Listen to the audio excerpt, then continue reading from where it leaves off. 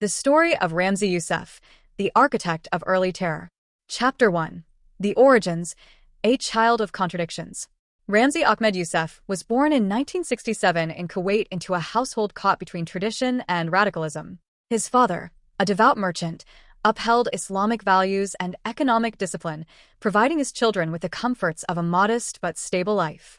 His mother, however, represented a more militant branch of his lineage, being the sister of Khalid Sheikh Mohammed, the man who would later orchestrate the September 11th attacks. Ramzi was thus raised in a household where religious conservatism coexisted with latent extremism. From a young age, Yousef displayed signs of brilliance. Teachers noted his keen intellect and his remarkable grasp of mathematics, chemistry, and mechanics. But along with his academic aptitude came a sense of emotional detachment and quiet intensity. He was introverted, often preferring books and scientific experimentation over social interaction. Yet beneath this scholarly demeanor simmered a growing bitterness fueled by geopolitics. Yousef came of age during a period of intense conflict in the Middle East. He watched with deep resentment as television screens were flooded with images of Palestinian suffering, U.S. military presence in Muslim lands, and perceived Western hypocrisy. These images etched themselves into his psyche, fostering a worldview that increasingly framed America as an aggressor against Islam. His social experience in Kuwait added another layer of alienation. As a member of the Pakistani Baluchi minority, he faced systemic discrimination in the Arab-majority society. Despite his academic achievements, he encountered limitations in social mobility, which seeded in him a growing resentment. These experiences planted the ideological seeds that would later flourish into jihadist extremism. Encouraged by his family, Yousef traveled to the United Kingdom for higher education. He enrolled at the Swansea Institute of Higher Education in Wales, studying electrical engineering. While he appeared to adjust well on the surface, he never truly assimilated into British society.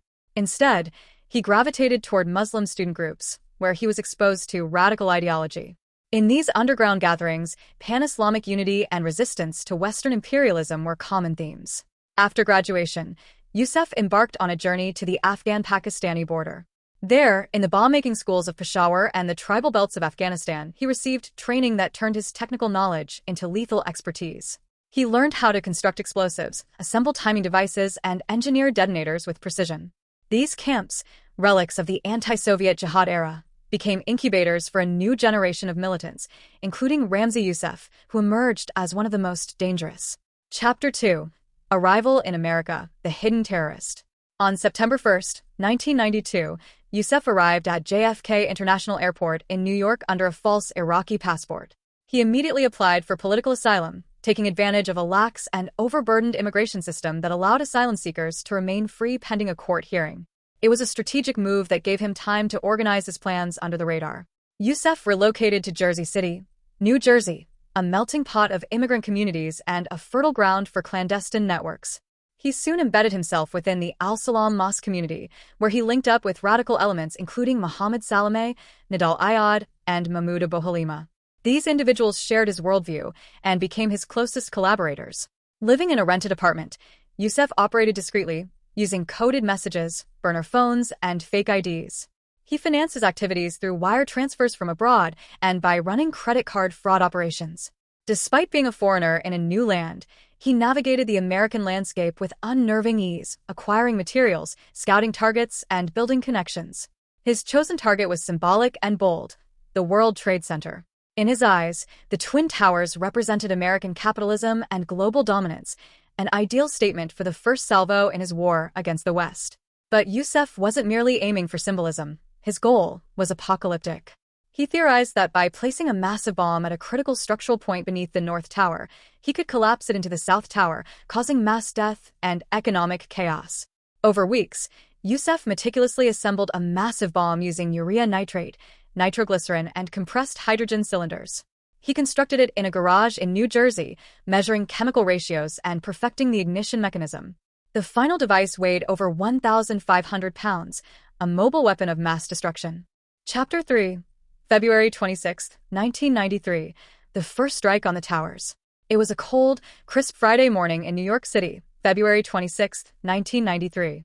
The skyline stood tall and iconic, the twin towers of the World Trade Center gleaming under the winter sun. Deep beneath the surface, however, an act of terror was already in motion, one that would shatter the illusion of invulnerability that had surrounded America for decades. Ramzi Yousef and his accomplice, Ayad Ismail, had spent months preparing for this moment. Their plan was not only ambitious but unprecedented: to detonate a massive bomb beneath the North Tower of the World Trade Center in the hope that it would topple into the South Tower, bringing both skyscrapers down in a horrific cascade of destruction. It was an audacious dream, grounded in ruthless ideology and chilling technical precision. The vehicle of death was a yellow Ryder rental van loaded with approximately 1,500 pounds of urea nitrate-based explosives, combined with 3 hydrogen cylinders and magnesium, aluminum, and ferric oxide for an incendiary effect. It had taken weeks to construct in a storage garage in Jersey City. Every component had been tested and retested: the timing mechanisms, the detonation system, the fuse, all carefully engineered by Yousef's brilliant, deadly mind. By 11:30 a.m., Yousef and Ismail were making their final approach to the World Trade Center. Ismail drove while Yousef provided directions, his mind singularly focused. As they entered the underground parking complex through the entrance on West Street, neither man appeared nervous. Surveillance footage captured the van's descent into the lower levels. They navigated toward the B-2 level, where their chosen detonation point, adjacent to a load-bearing column near the center of the North Tower's foundations, waited in the shadows. Yousef had calculated that this precise location, if compromised, could destabilize the core structure of the building. His plan was that the explosion would send the North Tower collapsing into the South Tower like a domino effect, killing tens of thousands instantly. He wasn't just targeting a building, he was targeting the American psyche. At 11:57 a.m., the van was parked. In the back, the ignition mechanism was set. Yousef reached in and lit the 12-minute fuse. He and Ismail then walked away briskly, climbing the stairwell, exiting the garage, and blending into the bustling crowds of Lower Manhattan. To passersby, they looked like any other pedestrians on a typical Friday. At exactly 12:17 p.m., the bomb detonated. The explosion was cataclysmic. A thunderous boom echoed through downtown Manhattan as a fireball ripped through 6 subterranean levels. The force of the blast tore a crater over 100 feet wide and several stories deep into the structure, vaporizing concrete, shattering steel support beams, and igniting a chain of secondary fires. Shockwaves were felt several blocks away. People thought an earthquake had struck. Inside the building, chaos erupted instantly. The power grid failed. Emergency lighting flickered and died. Elevators jammed or plummeted. Water pipes burst, flooding stairwells, while smoke poured up through ventilation ducts and elevator shafts. Offices filled with choking fumes, and the temperature in some areas began to rise rapidly. In the North Tower, hundreds of employees were trapped in the dark, uncertain of what had happened. Many were injured, burned, or suffocating. Others tried desperately to communicate with the outside world. Cell phones were rare, and landlines were dead. People tied handkerchiefs around their faces, crawled on the floor to find breathable air, and searched for exits in pitch-black corridors. In the South Tower, the impact was less severe, but panic still took hold. Rumors of another bomb spread quickly. Emergency response protocols were confused and uncoordinated. No one had planned for a terrorist bombing of this magnitude. The fire department struggled to reach those stranded in the lower levels due to collapsed stairwells and unstable flooring. Above ground, sirens screamed through the streets. NYPD, FDNY, and emergency medical services rushed in with limited information. Firefighters entered blind, carrying heavy gear, not knowing what dangers lurked below. Some descended deep into the smoke-filled garage levels searching for survivors. Others led mass evacuations from the towers. The last of the survivors would not be rescued until midnight. Outside, a large column of black smoke billowed upward from the subterranean blast site, curling ominously into the sky. News stations scrambled to cover the story. Confusion reigned. At first, officials speculated about a transformer explosion or gas main rupture. But within hours, the FBI and ATF confirmed it had been a bomb, a professionally designed, expertly executed act of terror. 6 people died in the attack: Robert Kirkpatrick, Stephen Knapp, William Macco, John DiGiovanni, Monica Smith, who was pregnant, and Wilfredo Mercado. Over 1,000 others were injured and approximately 50,000 were evacuated from the buildings. The psychological shock was profound. New York, indeed the entire country, had never experienced anything like it. In the hours following the explosion, Ramzi Yousef had already fled. That evening, he boarded Pakistan International Airlines Flight 712 from JFK Airport to Karachi. He passed through security unnoticed, using his forged documents and the anonymity afforded by the chaos. By the time investigators identified him as the prime suspect, he was thousands of miles away. The FBI launched an immediate investigation, quickly linking the Ryder van to Mohammed Salameh, one of Yousef's known associates. Within days, Salameh and other conspirators were arrested. They provided information that painted a chilling portrait of Yousef as the mastermind, a man who was not only technically skilled but ideologically driven, elusive, and unrepentant. Though the Twin Towers still stood, the attack marked a turning point. It was a dress rehearsal for what would follow years later. Ramzi Yousef had tested America's vulnerabilities and exposed how easily terrorism could penetrate its borders. The horror of 9/11 was, in part, born in the basement of the World Trade Center on that cold February afternoon in 1993. This was only the beginning of Yousef's global campaign of terror, a journey that would lead investigators across continents through plots involving airliners, chemical weapons, and clandestine operations from Thailand to the Philippines. His war had just begun. Chapter 4: The Global Fugitive, a Manhunt Across Continents. After the 1993 bombing, Ramzi Yousef vanished into the shadows like a ghost. He departed JFK Airport mere hours after the explosion, using a Pakistani passport under a false identity. His destination? Karachi, Pakistan. From there, he would begin a nomadic and sinister existence, evading the world's most powerful intelligence agencies while planning even more ambitious acts of terror. In Karachi, Yousef was greeted by relatives and sympathizers who saw him not as a fugitive, but as a hero in a greater ideological war. For a few months, he maintained a low profile, avoiding Western-dominated areas and frequently changing his location. However, his ambition couldn't be contained for long.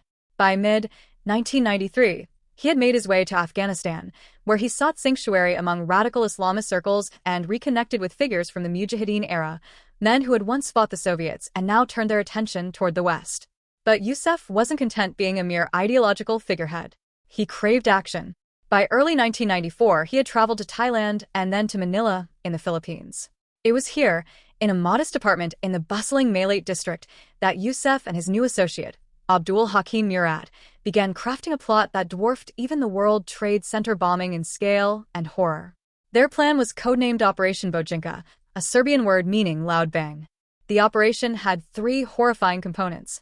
First, they intended to assassinate Pope John Paul II during his visit to Manila in January 1995, using a suicide bomber disguised as a priest.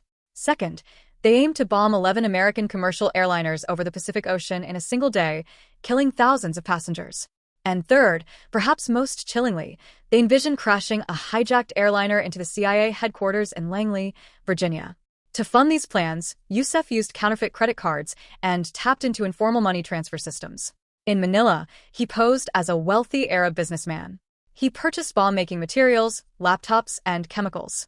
Murad, who was also a trained pilot, acquired detailed flight schedules and maps. They tested explosives on small aircraft in the countryside. Every detail was meticulously documented in encrypted files on Yousef's laptop. But in January 1995, the plot began to unravel. On the evening of January 6th, a chemical fire broke out in their apartment due to a mishandled experiment involving nitroglycerin. Neighbors called the police, and when officers arrived, Murad was captured after a brief struggle. Yousef fled once more, vanishing into the night with little more than a few possessions and his forged documents. The arrest of Murad was a turning point. Under intense interrogation, reportedly involving torture, he revealed the full scope of Operation Bojinka. The Philippine authorities were stunned. The information was immediately shared with U.S. agencies, sparking one of the largest manhunts in FBI history. Yousef's next destination was Islamabad, but his luck was beginning to run out.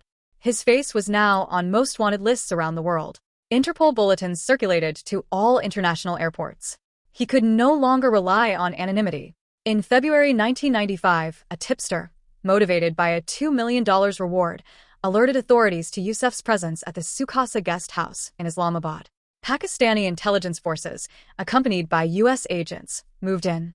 In a carefully coordinated raid, they stormed his room. Yousef, realizing he had been betrayed, made no attempt to flee. He was found with a laptop containing Bojinka blueprints and bomb-making notes. Also discovered were disguises, maps of U.S. airliners, and stolen passports. When brought into custody, Yousef reportedly looked his captors in the eye and said, "You're victorious.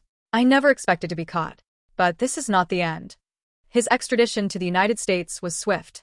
He arrived in New York under heavy guard, wearing a bulletproof vest and shackles. The American public, still reeling from the Oklahoma City bombing just months earlier, watched as one of the world's most dangerous terrorists was paraded through courtrooms. But even behind bars, Yousef remained defiant. During his trial, he dismissed the victims of the World Trade Center bombing as collateral damage in a just war. He never apologized. He never repented. Instead, he used the courtroom as a pulpit for ideological rage, denouncing U.S. foreign policy and warning that more attacks would come. Yousef was convicted on multiple counts, including conspiracy to commit terrorism and murder. He was sentenced to life in prison without the possibility of parole, to be served at the ADX Florence Supermax facility in Colorado, the most secure prison in the United States. But the global manhunt, the failed Bojinka plot, and Yousef's relentless pursuit of mass casualties would inspire the next generation of terrorists. Among them was his uncle, Khalid Sheikh Mohammed, the principal architect of the 9/11 attacks. Yousef may have been captured, but his dark legacy had only begun to unfold. Chapter 5: Capture and Justice. Ramzi Yousef's run ended in February 1995. Acting on a tip from an informant, Pakistani Inter-Services Intelligence (ISI) and American agents stormed the Sukasa guest house in Islamabad. In room 16, they found Yousef assembling another bomb. He was calm and uncowed. As agents burst in, he reportedly asked, "Are you FBI?" before being handcuffed and taken into custody. His arrest was a monumental victory in the fight against terrorism. He was flown to the U.S. under heavy security. At trial, Yousef remained defiant. He offered no apology, only justification. He called his actions retribution for U.S. foreign policy and painted himself as a freedom fighter. But the evidence was irrefutable. Chemical traces, witness testimonies, and documents all pointed to his guilt. He was convicted of multiple charges, including the 1993 World Trade Center bombing and the Bojinka plot. In 1998, he was sentenced to life in prison plus 240 years. The judge, at sentencing, said, "You are a terrorist. You are not a Muslim warrior." Yousef was sent to ADX Florence, a supermax prison in Colorado. There, in solitary confinement, he would spend 23 hours a day in a concrete cell, a far cry from the grandiose battles he once envisioned. Chapter 6: Legacy of a Monster. Ramzi Yousef's legacy is chilling. He pioneered a form of asymmetric warfare that prioritized civilian casualties and global symbolism. He proved that a few determined individuals with the right knowledge could terrify entire nations. His tactics and strategies heavily influenced his uncle Khalid Sheikh Mohammed, who expanded Project Bojinka into what would become the 9/11 attacks. The blueprints Yousef left behind were not just plans, they were ideological manifestos. In the wake of his actions, the FBI overhauled its counterterrorism protocols. The CIA intensified operations in Afghanistan and Pakistan. Airline security changed forever. But the transformation came at a tragic cost, marked by the smoke and rubble of future attacks. To extremists, Yousef remains a martyr and a visionary.